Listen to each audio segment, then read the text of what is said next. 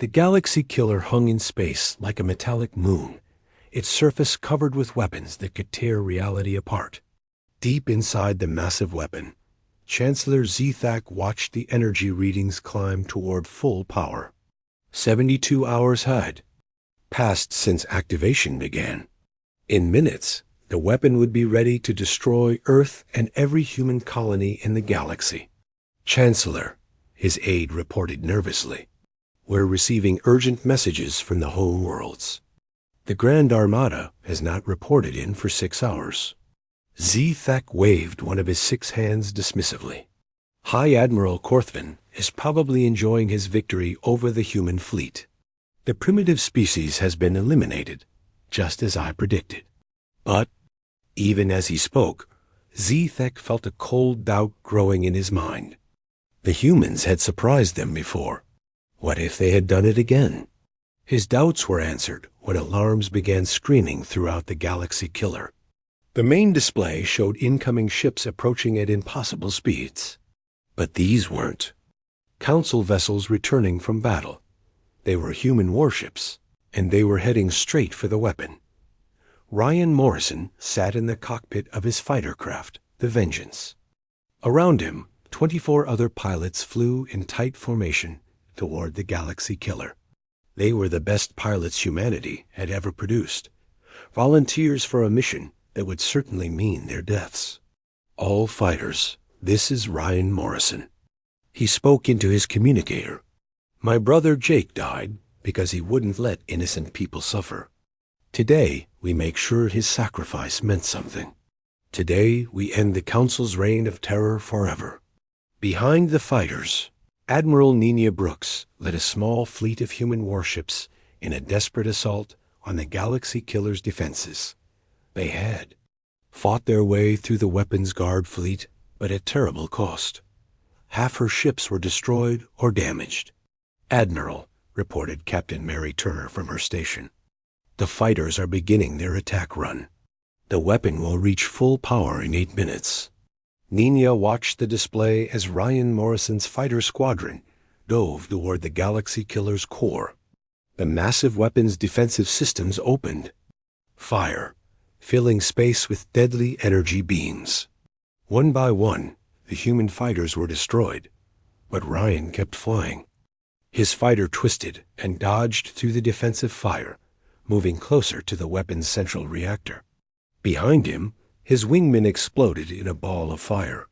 Ahead of him, the reactor's shielding grew larger and larger. This is for you, Jake, Ryan whispered as he armed his ship's entire payload of fusion bombs. On Earth, President Alan Roberts stood in the command center, watching the battle unfold. Around him, every screen showed different parts of humanity's final offensive. It was the most desperate gamble in human history. Sir, reported Dr. Kevin Chong from his station, Operation Final Dawn is proceeding on schedule. All stellar engineering teams report ready. Roberts nodded grimly. Final Dawn was humanity's ultimate secret, a plan so dangerous that they had hoped never to use it. But the Council's use of the galaxy killer left them no choice. Begin the operation, Roberts ordered. Across the galaxy, human fleets that had been hiding for months suddenly appeared near 12 different star systems. Each fleet carried a single piece of technology that the galaxy had never seen before, stellar engineering devices capable of destabilizing stars. Captain Alex Stone commanded the fleet approaching the Vorthic home system. His ships moved past the planet's orbital defenses without firing a shot. They weren't here to attack cities or military bases. They had a much larger target. All ships begin stellar destabilization sequence, Alex ordered. The human devices activated, sending invisible energy pulses into the heart of the Vorthic sun. Other fleets did the same thing at 11 other Council worlds. The stars began to change, growing brighter and more unstable. On the Council worlds, billions of aliens looked up at their suns and saw them flickering like dying candles. Panic spread through the populations as scientists confirmed what their eyes were telling them. Their stars were going to explode, But the human fleets weren't trying to commit genocide. Captain Mary Turner broadcast the same message to all 12 worlds. Simultaneously, people of the Council worlds. Her voice echoed across communication networks. Your governments have chosen war over peace, tyranny over justice. In 1 hour, your stars will go supernova unless your leaders surrender unconditionally. Evacuation. Ships are standing by for all civilians who wish to leave. Your choice is simple. End the Council's rule or watch your worlds burn. On Zentara Prime, Chancellor Zethak received reports of stellar destabilization from all 12 Council worlds. His empire was dying, star by star. But he still had the Galaxy Killer, and Earth was still his target. Fire the weapon, he ordered. Destroy Earth now, before they can complete their attack. But as the Galaxy Killer began its firing sequence, Ryan Morrison's fighter reached the reactor core. His ship was damaged and burning, but he was still alive and still flying. For Jake, Ryan said one final time, and triggered every weapon his. Fighter carried. The explosion tore through the Galaxy Killer's core like a chain reaction. The massive weapon, designed to destroy star systems, turned its power inward and began tearing itself apart. Ryan Morrison died in the blast, but his sacrifice saved every human in the galaxy. Chancellor Zethak had time for one last thought before the Galaxy Killer exploded around him. The humans had been right about one thing: they never gave up. 3 hours later, the surrender came from all 12 Council worlds simultaneously. Faced with the choice between evacuation and extinction, every Council government chose to live. The Galactic Council, which had ruled for 10,000 years, formally dissolved itself rather than watch billions of their people die. The stars stopped their deadly countdown. The evacuation fleets returned to their worlds. And across the galaxy, oppressed species began to hope for the first time in generations. 1 year later, Ambassador Helen Carter stood on the same platform where Jake Morrison had been executed. But now the chamber looked different. Instead of 12 thrones arranged in a circle of power, there were hundreds of seats arranged in rows. Representatives from every species in the galaxy sat together as equals. The Democratic Galactic Federation had been born from the ashes of the Council's tyranny. No single species held absolute power. No one could be executed for doing what was right. Helen looked into the main camera that broadcast to billions of worlds across the galaxy. In her hand, she held a simple piece of metal, a fragment from Jake Morrison's ship that had been recovered from space. 1 year ago, she said, a human named Jake Morrison died for saving lives. His death sparked a war that ended 10,000 years of tyranny. Today, we gather in his memory to promise that his sacrifice will never be forgotten. She held up the metal fragment so everyone could see it. This piece of Jake's ship will be placed in the Memorial of Freedom, along with fragments from his. Brother Ryan's fighter and pieces from every ship that fought to end the Council's rule. They will remind us that freedom is not free, and that sometimes good people must die so that others can live in peace. The chamber fell silent as delegates from 1,000 worlds stood in respect for the brothers, who had changed the galaxy forever. Outside the building, a new flag flew in the alien wind. It bore the symbol of the Democratic Galactic Federation, a circle of stars, representing all the worlds that had chosen freedom over fear. The age of the Galactic Council was over. The age of democracy had begun. Chancellor Zethak stared at the wreckage floating outside his office window on Zentara Prime. Pieces of Council warships drifted past like metal snow. 300 ships destroyed in 6 hours. It was impossible, yet the evidence floated right. In front of him, the other Council members had gathered in the emergency chamber. For the first time in 10,000 years, they were afraid. Not concerned or worried, but genuinely terrified. The humans had done something no species had ever. Managed before, they had made the council bleed. "We must respond with overwhelming force," declared Counselor Vextar of the Hegemony. His forearms gestured wildly as he spoke. "If we show any weakness now, every oppressed species in the galaxy will think they can challenge us. The humans have hidden technology we didn't know about," added Counselor Euthmos of the Collective. Her crystal body pulsed with nervous energy. "How did they build warships without us knowing? How did they defeat our fleet so easily?" Chancellor Zethek activated the holographic display in the center of the room. It showed the current military strength of the Council, 5,000 warships spread across their territory. The Grand Armada, the largest military force in galactic history. "We will mobilize everything," the Chancellor announced. "Every ship, every weapon, every soldier. The humans will face the full might of the Galactic Council. When we are finished with them, their world will be nothing but ash, and their species will be extinct." The vote was unanimous. Within hours, orders went out across Council space. The Grand Armada began gathering at the staging point near the galactic core. Ships that had never fought together before prepared to unite against the human threat. On Earth, General Paul Grant stood in the underground command center that had been built beneath the Rocky Mountains. Banks of computers and communication. Equipment filled the massive cavern. Officers from every branch of Earth's military worked at control stations, coordinating the planet's defense. "Sir, we're detecting massive fleet movements throughout Council space," reported Major Chris Murphy from his station. "It looks like they're gathering everything they have." General Grant nodded grimly. He had expected this response. The Council couldn't allow the destruction of their blockade fleet to go unanswered. They had to restore their reputation for invincibility, or their entire empire would collapse.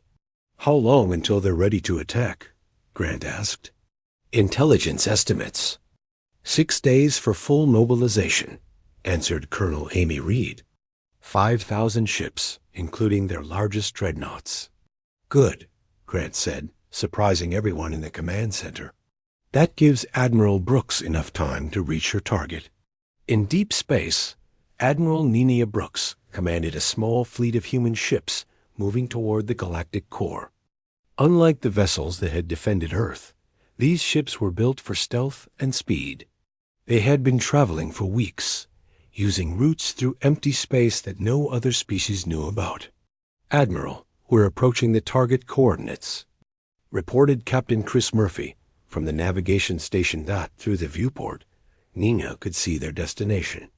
The Galaxy Killer looked like a small moon, but she knew it was actually the most powerful weapon ever built. The Council had constructed it in secret over centuries, planning to use it only if their empire faced complete destruction.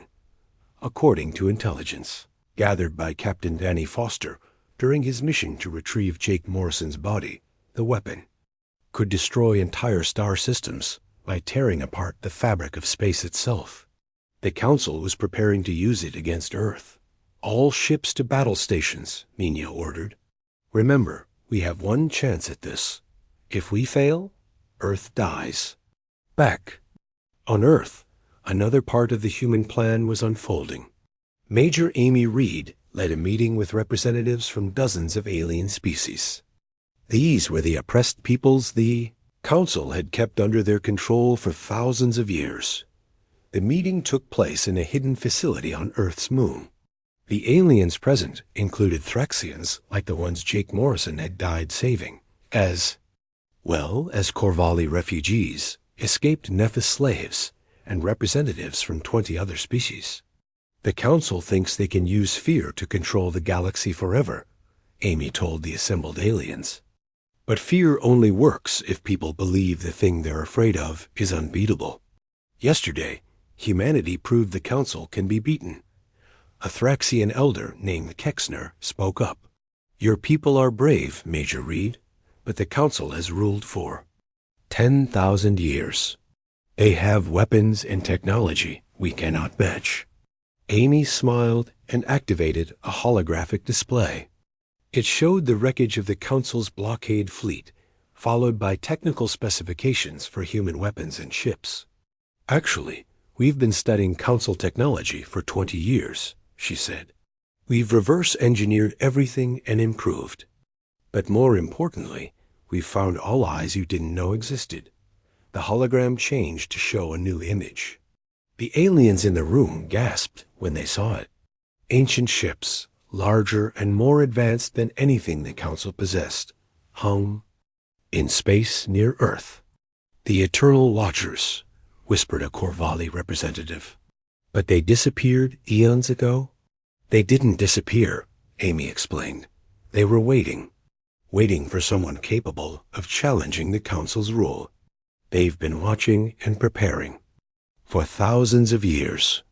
Dr. Sam Lewis stepped forward from where he had been standing near the back of the room. "The Watchers contacted us shortly after Jake Morrison's execution.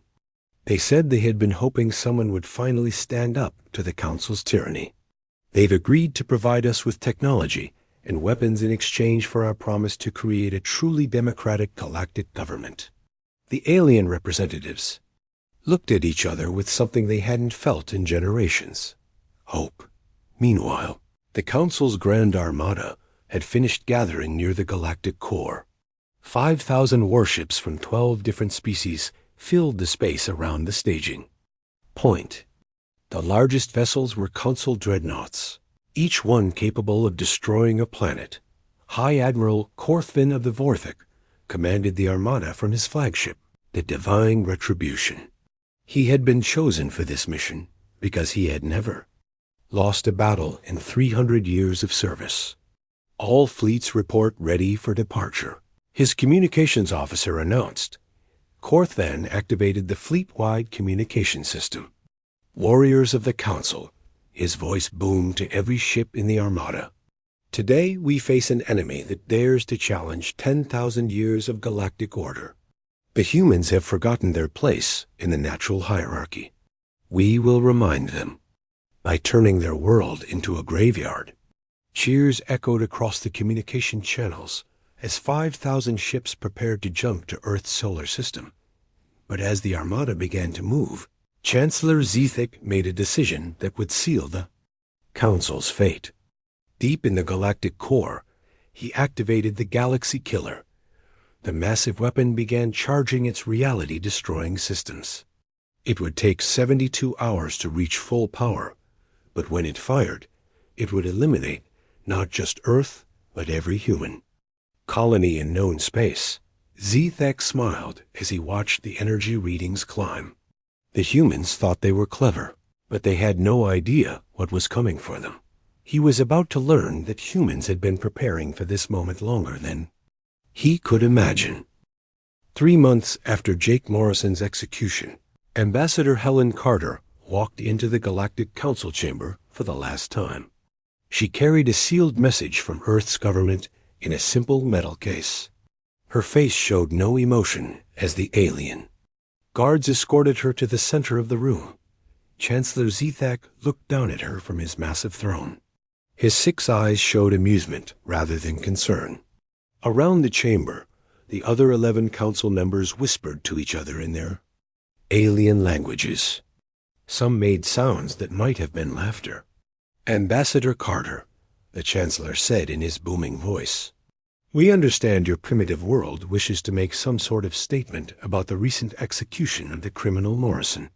Helen opened the metal case and pulled out a data pad. She held it up so the cameras broadcasting across the galaxy could see it clearly. "I bring Earth's final offer to the Galactic Council," she said in a calm voice. "Earth demands 3 things. First, a formal apology for the murder of Captain Jake Morrison. Second, reparations paid to his family and to Earth.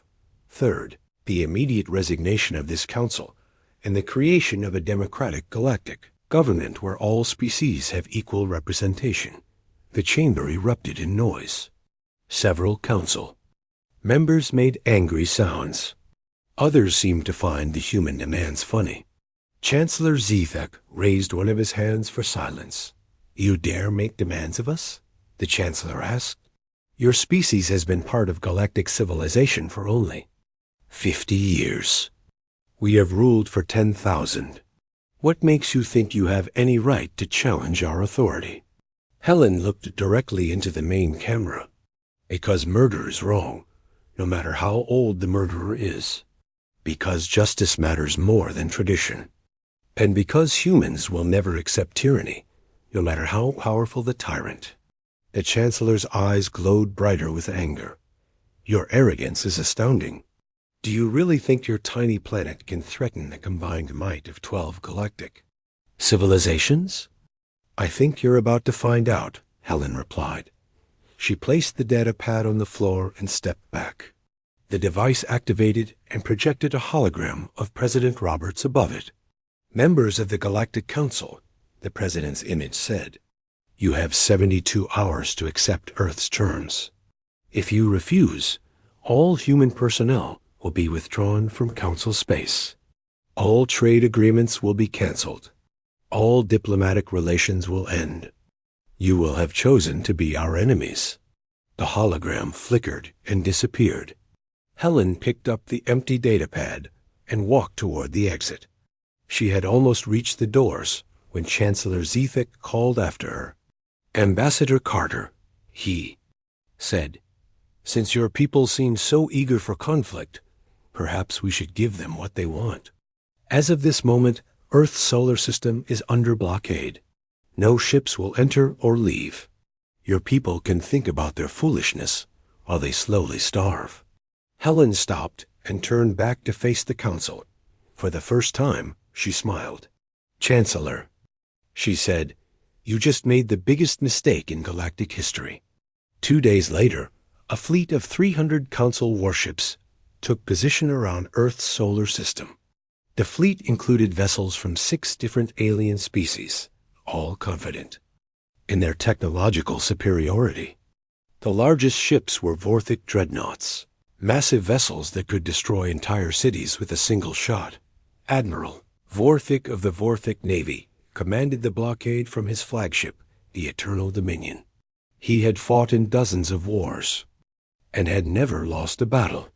Like most Council military officers, he saw humans as primitive and weak. Send a message to Earth, he ordered his communications officer. Tell them we will demonstrate our power by destroying their moon.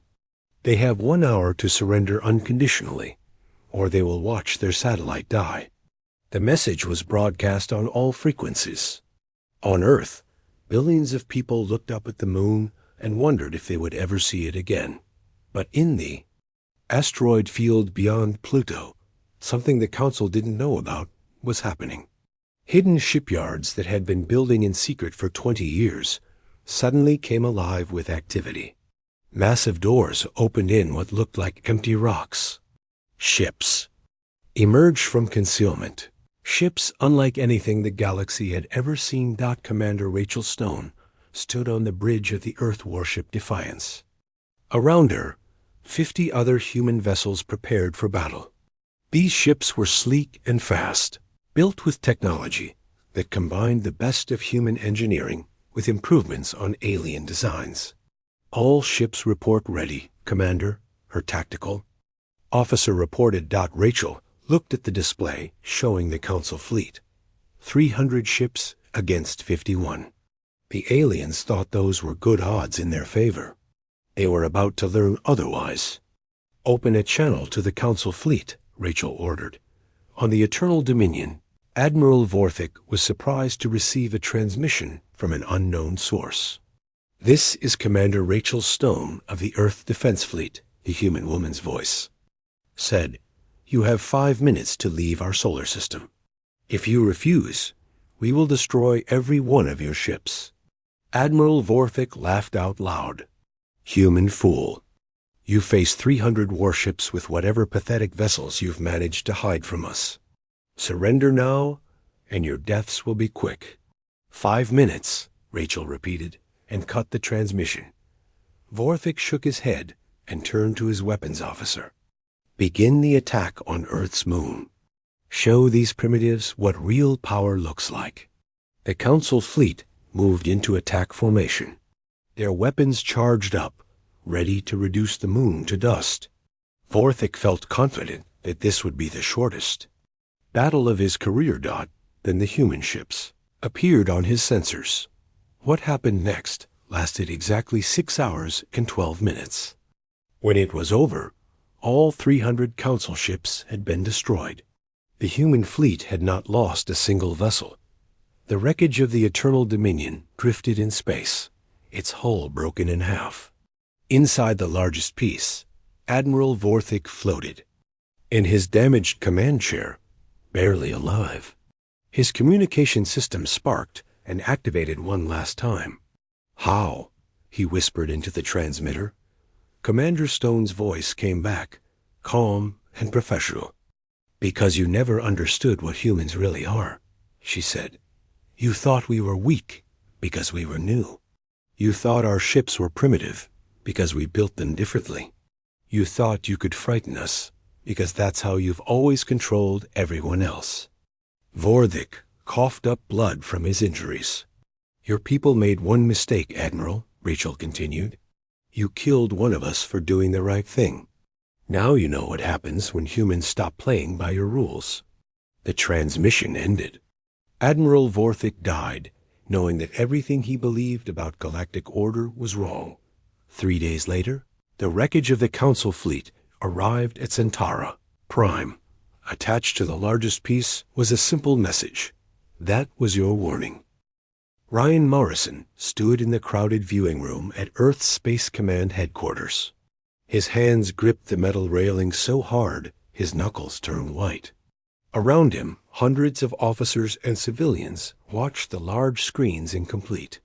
Silence. The broadcast from Centaura Prime showed his older brother Jake standing on the execution platform. Even facing death, Jake looked strong and unafraid.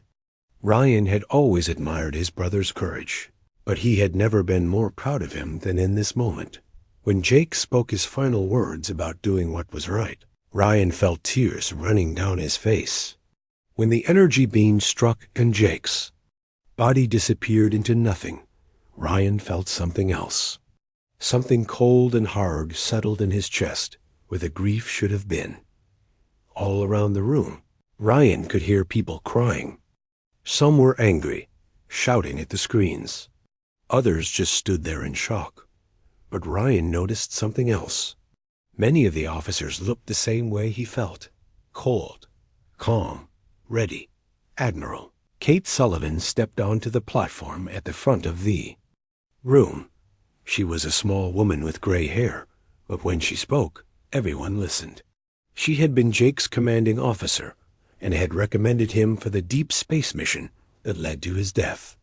"Ladies and gentlemen," Admiral Sullivan said into her microphone, "what we have just witnessed is murder.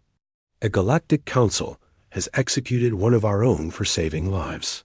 They have shown us what they really think of humanity and our values." The room was so quiet Ryan could hear the air conditioning running. "As of this moment, all human ships and personnel are ordered to return to Earth space immediately.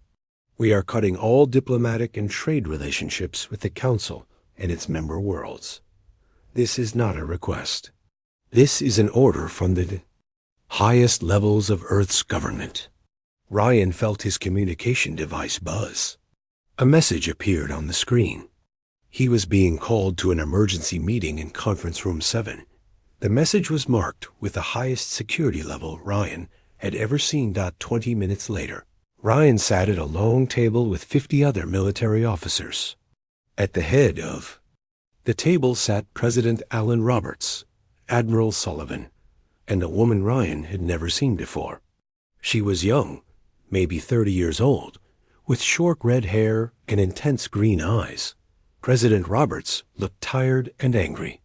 When he spoke, his voice was steady, but Ryan could hear the rage underneath. "The Council thinks they can kill our people, and will accept it like every other species has done for thousands of years," the president said. "They're about to learn they were wrong about us.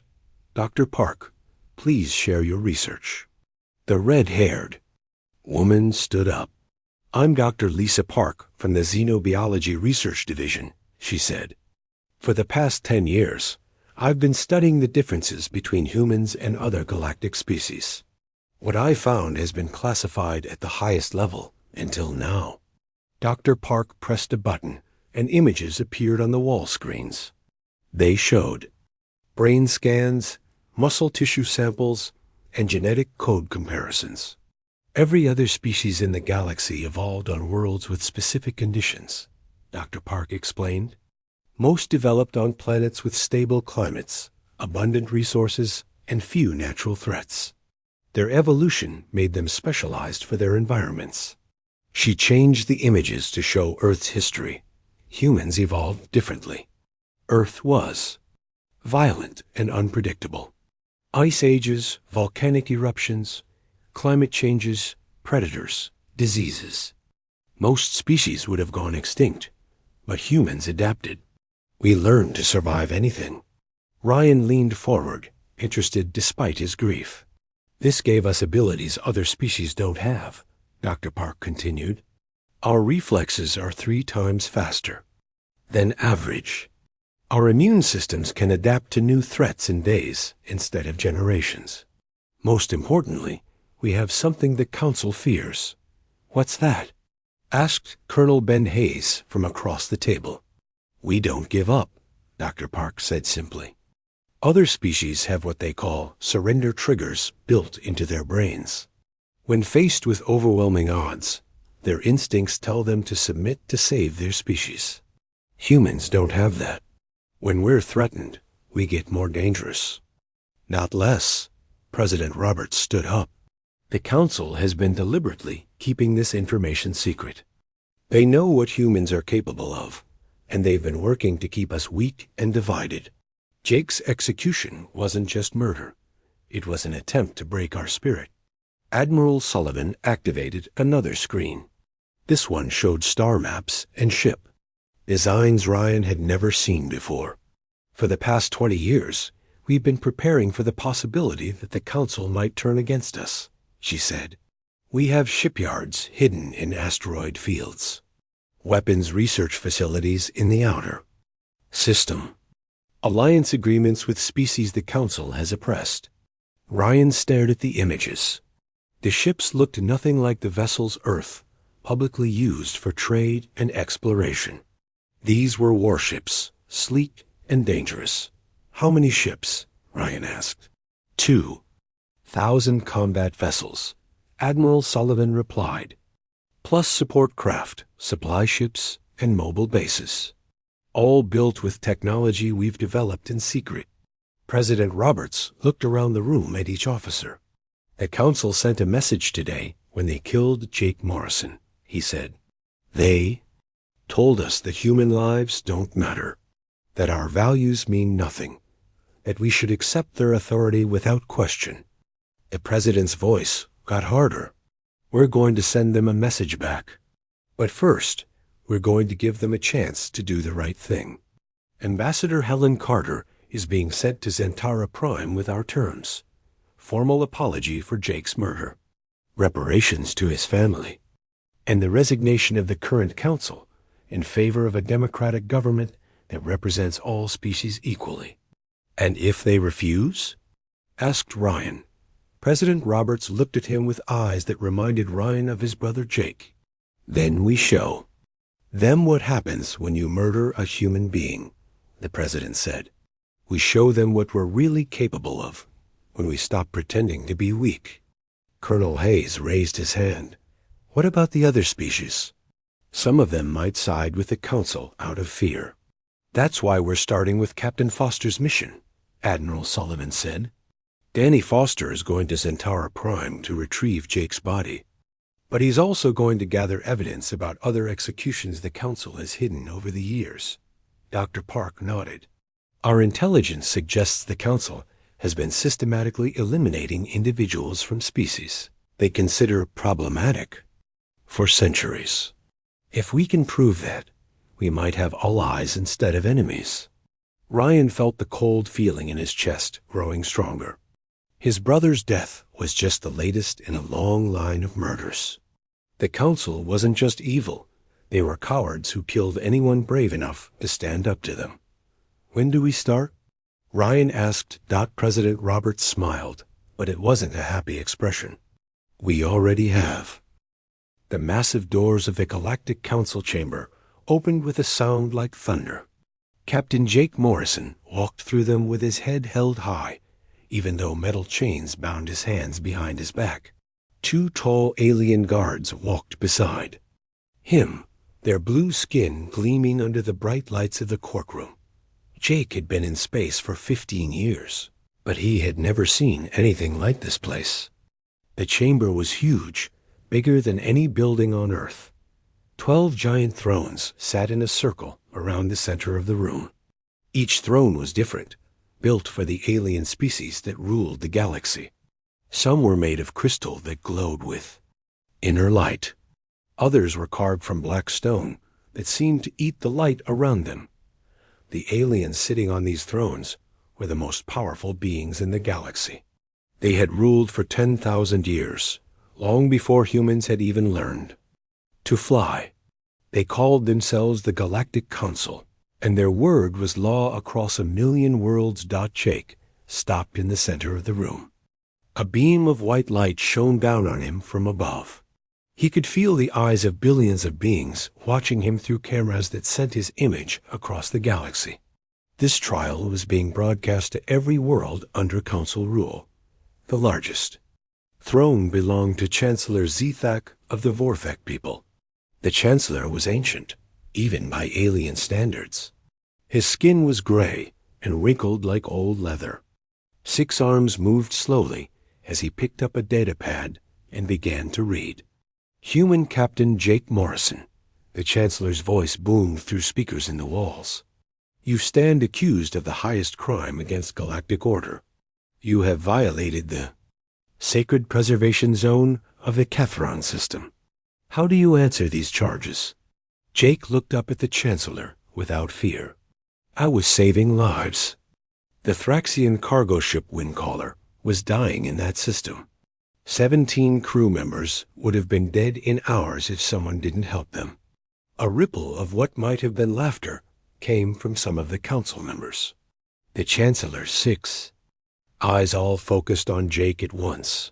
"The sacred zones exist for the protection of all galactic citizens," the Chancellor said. "They have been forbidden for 3,000 years. No ship may enter them for any reason. This law has no exceptions." "Then your law is wrong," Jake said simply. The chamber fell silent. In 10,000 years of council rule, no one had ever spoken to them like this. The other council members leaned forward on their thrones. Some made angry sounds in languages Jake couldn't understand. The Chancellor's eyes glowed brighter. "You dare to question laws that have kept peace in this galaxy since before your species learned to make fire?" "I question any law that says I should let people die when I can save them," Jake replied. "That's not peace. That's just fear dressed up as order." Jake thought about his younger brother Ryan back on Earth. Ryan was a soldier too, but he had always said Jake was the braver one, because Jake would risk everything to help strangers. Jake hoped his brother would understand what he was about to do. "The rescue was successful," Jake continued. "All 17 Thraxians are alive because I broke your rule. If that makes me a criminal in your eyes, then I'm proud to be one." The council members talked among themselves in their alien languages. Jake could see them getting angrier. The human translator in his ear told him what they were saying. They called him arrogant. They said humans were too young and stupid to understand galactic law. They said this was what happened when primitive species were given advanced technology. Too quickly. Finally, the Chancellor raised one of his 6 hands for silence. "The Council has reached its decision," he announced. "Captain Jake Morrison, you are guilty of violating the sacred preservation zone. This crime carries only one penalty under galactic law. You will be executed by molecular disintegration, effective immediately." Jake felt his heart skip a beat, but he didn't let the fear show on his face. He had known this might happen when he made the choice to enter that forbidden system. But he would make the same choice again. Before the sentence is carried out, the Chancellor continued, you may speak your final words to the galaxy. Jake looked directly into the main camera. He knew people were watching on Earth.